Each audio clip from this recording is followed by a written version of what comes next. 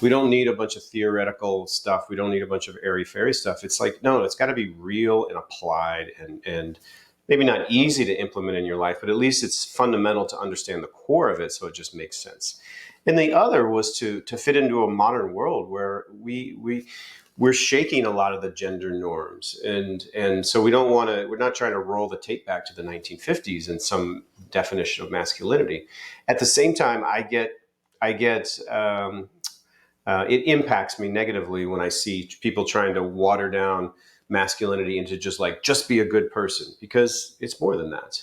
And if we can hold these archetypes of masculine energy and feminine energy lightly, we don't have to assign them to a gender. Masculinity does not equal men, and femininity does not equal women. We all have a mix of both.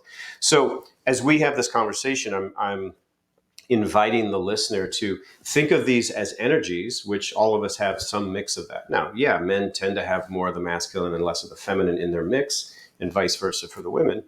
But it's not a hard and fast rule. So there's no shoulds here. Let's just get that straight. There's no shoulds here.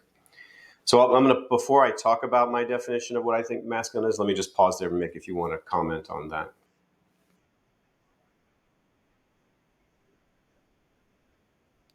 Yeah. Okay. This is the masculine blueprint.